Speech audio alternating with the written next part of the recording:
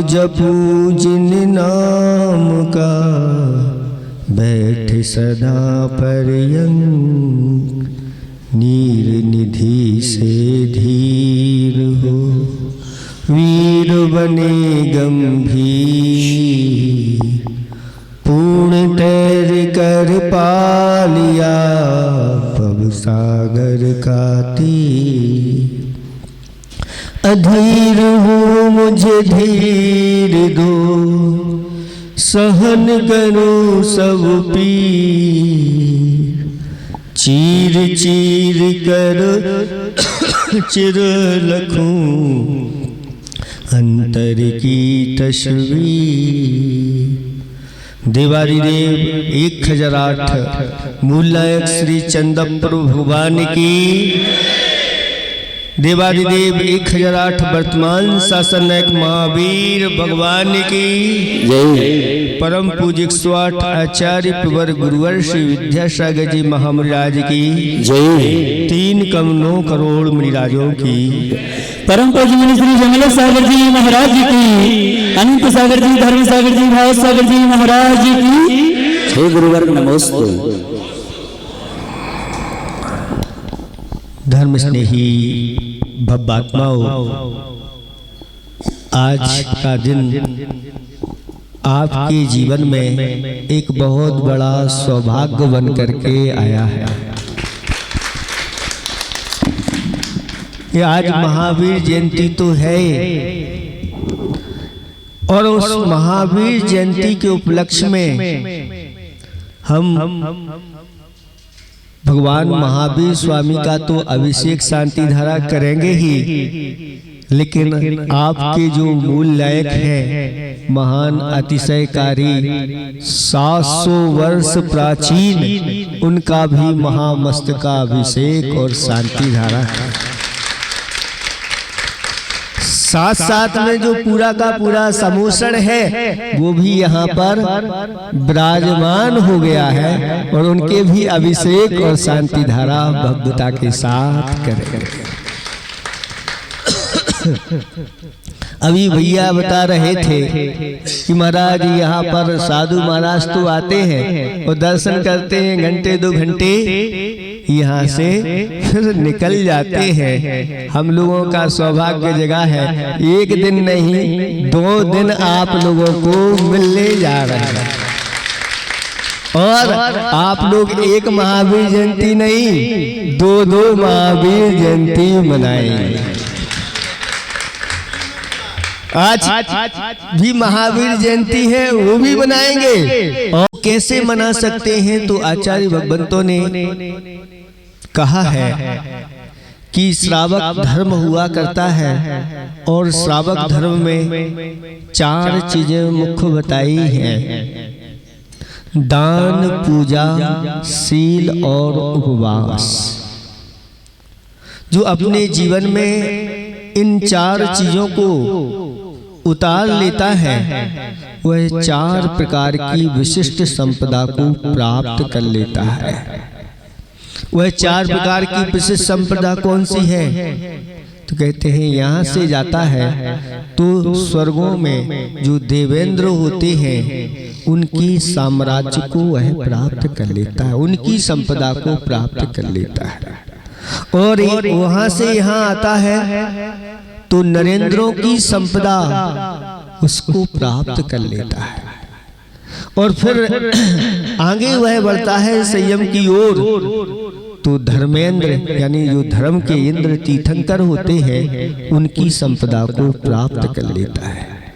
फिर इसके बाद अंतिम संपदा कौन सी है, तो कहते हैं वह मोक्ष संपदा है, उसको प्राप्त कर लेता है। ये 4 चीजें अपने पुण्य को गाढ़ा करने वाली हैं। सबसे पहले दान रखा गया है। वह दान कितने प्रकार का होता है, तो आचार्य भगवंतों ने 4 प्रकार का कहा है। आहार दान, ज्ञान दान और उपकरण दान और एक और आवास दान आता है। जो आवास दान किसने दिया, किसको दिया, आप लोगों को पता है? आवास दान में कौन प्रसिद्ध हुआ है? नहीं पता? तो हम आपको सुना देते हैं। एक गुफा में दो मुनिराज ध्यान में लीन थे और वहीं पास में गुफा में एक रहने वाला सूकर उन गुरुओं से जिसने व्रतों को अंगीकार किया था, सच्चे देव शास्त्र गुरु के ऊपर जिसका श्रद्धान था, ऐसे ही वह गुफा के बाहर बैठा हुआ था। जंगली सूकर था, उसकी बड़ी बड़ी दांत थे, खींचे थे। इतने में वह देखता है कि एक सिंह वहां से गुफा की ओर चला आ रहा है और सूकर ने समझ लिया कि ये सिंह किस इरादे से आ रहा है। वह इन मुनिराजों के भक्षण करने के लिए आ रहा है और विचार करता है कि मेरे होते हुए इन मुनिराजों का कोई बाल बांका नहीं कर सकता।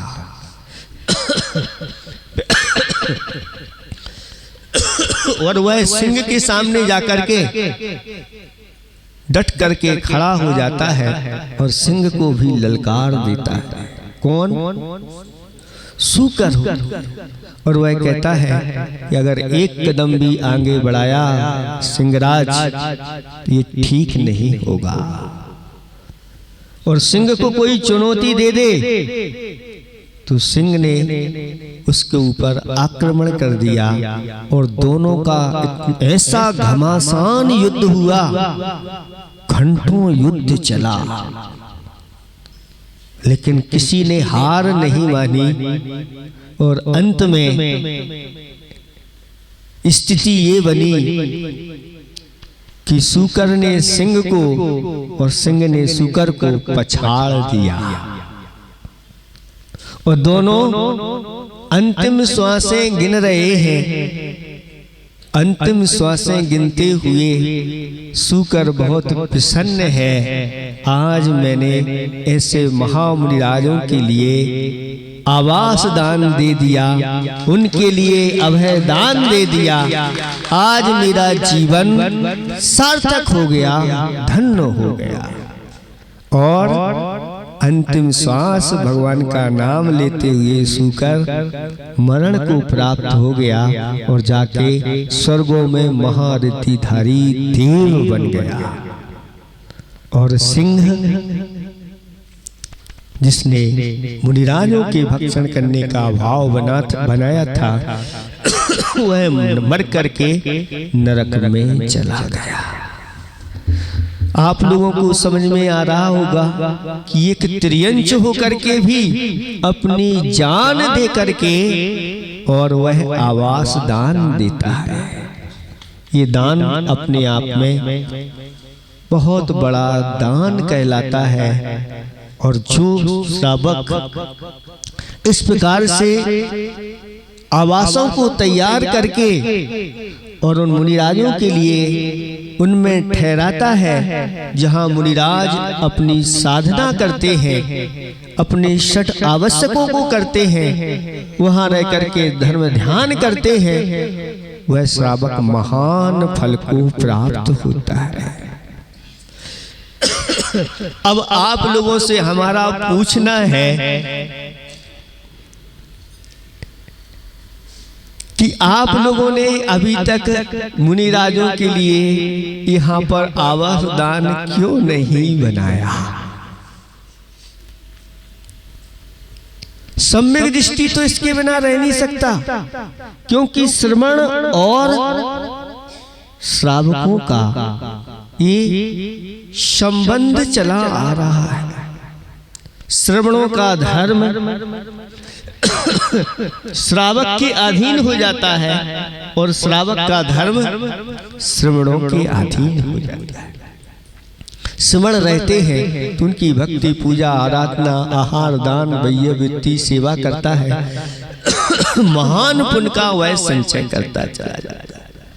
और श्रवण जो होते हैं उनके लिए आप लोग आहार दान आदि देते हैं, उसके माध्यम से वह अपने षट आवश्यकों का 28 मूल गुणों का पालन करते हैं। ये धर्म रथ के दो पहिए हैं, एक श्रवण और दूसरी तरफ श्रावक है। ये दोनों पहिए जब सुदृढ़ रहते हैं तो बहुत अच्छी तरह से वह धर्म का रथ आगे बढ़ता चला जाता है और धर्म की बहुत बड़ी प्रभावना होती चली जाती है। आज आप लोगों के लिए जिनेंद्र भगवान का अभिषेक और शांति धारा करना है, लेकिन आज आप लोगों को लिए बोली आदि लगा करके आप लोगों को नहीं करना है। आज आपको समर्पण दिखा करके करना है। आप लोगों के लिए हम ये नहीं कहते कि भैया धर्म के लिए जान दे दो, जैसे सुकर ने दे दी थी। अभी आप लोगों के लिए जान नहीं देना है, लेकिन आज आप लोगों के लिए अपनी जो राशि है, चंचला राशि है, जो संपदा है, इसको सही मार्ग में लगा करके आज आप लोगों के लिए कीर्तिमान स्थापित करना है। कहते हैं चलम चित्तम चलम वित्तम चले जीवित यौवने चला चल मिदम विश्व कीर्तिर यस्य सा जीवति।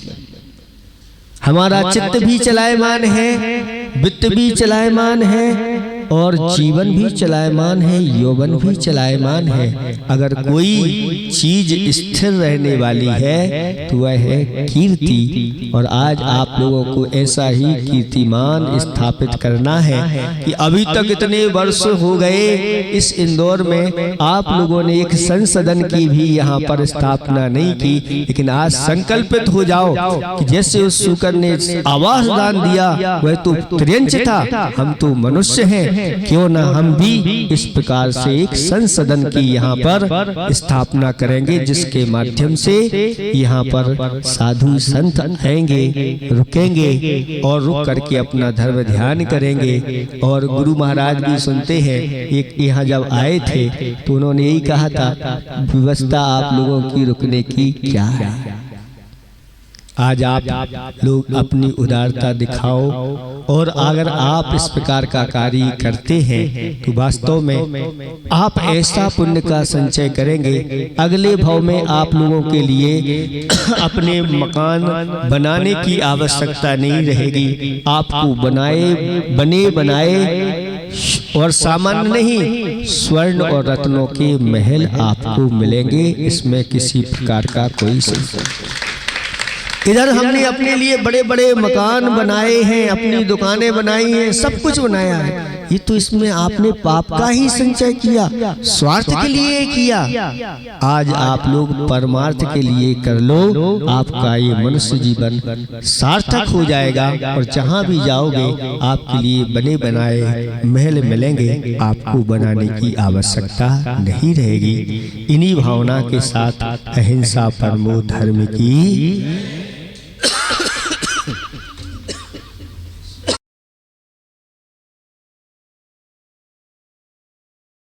हो तो आदमी बदल सकता है, सलाह अच्छी हो तो आदमी संवल सकता है, भावना अच्छी हो तो आदमी बदल सकता है। दया, करुणा और प्रेम से हे भक्तात्मा हो पत्थर भी पिघल सकता है। आदमी की तो बात अलग है, पत्थर भी पिघल जाता है जिसके अंदर दया का वास होता है। समो शरण में भगवान महावीर स्वामी जब विराजमान थे तो कहते हैं, पानी भरते देव हैं वैभव जिनका दास, मृग मृगेंद्र मिल बैठते देख दया का वास। देवगण भी उनकी सेवा चाकरी में लगे रहते हैं और मृग और मृगेंद्र यानी सिंह और हिरण मिलकर के वहां पर बैठते हैं, स्थिति हो जाती है। ये महावीर भगवान का सिद्धांत है। इसलिए उनका ये कहना है कि जो कार्य आपके प्रति और आपको बुरे लगते हैं वो कार्य आप दूसरों के साथ नहीं करिए, यही धर्म का सर्वस्व है।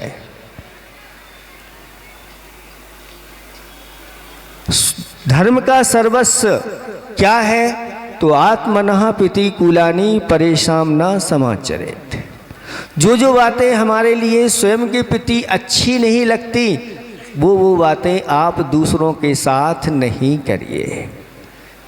कोई आपको गाली दे तो अच्छा लगेगा क्या? फिर आप दूसरों को गाली क्यों देते हैं? कोई आपको मारे तो अच्छा लगेगा क्या? फिर आप दूसरों को क्यों मारते हैं?